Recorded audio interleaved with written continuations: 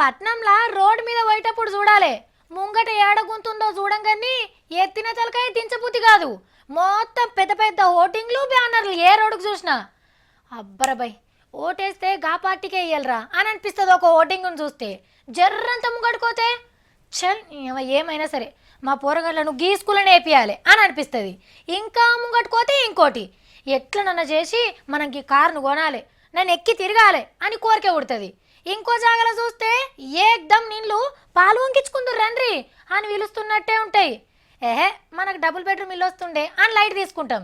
హీగో గిట్ల మురిపిస్తూనే మనల్ని. కానీ వీటితోనే ఏం జరుగుతుందో తెలుసా? మొన్న చూడలే ఏముందుల్లా గట్టిగా గాలి పెడితే కచ్చ పుల్లలు ఇరిగిపోయినాయి పెద్ద పెద్ద హోర్డింగ్లు. కింద నిలబెట్టిన కార్లైతే పాపడా లెక్క పరం అయినాయి. ఇంకా నయ్యం గాలి దుమారం లేచిందని ఆసర కోసం ఈ తంబాలను అమ్ముకోలేదు ఎవ్వలు. ఏమన్నా ఎటమటమైతే ఎవరు బాధ్యులు? అగో గందుకే పొడుగు పోళ్ళు కూలితే నాటిన కంపెనీల మీద నేరాలు ఘోరాలు చట్టం కింద కేసులు పెడతారట పట్నం మున్సిపాలిటీ పెద్ద సార్లు.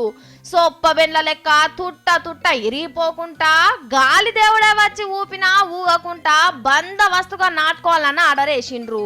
కానీ హైకోర్టు ఎన్ని మాటలు చెప్పలే, రోడ్ల మీద పెద్ద పెద్ద బ్యానర్లు కట్టెల మీద బొమ్మలు పెట్టొద్దు, పబ్లిక్ తక్లీఫ్ అవుతుంది అని కొద్దు కేసీఆర్ సార్ చెప్పినా చెవికి ఎక్కపాయే.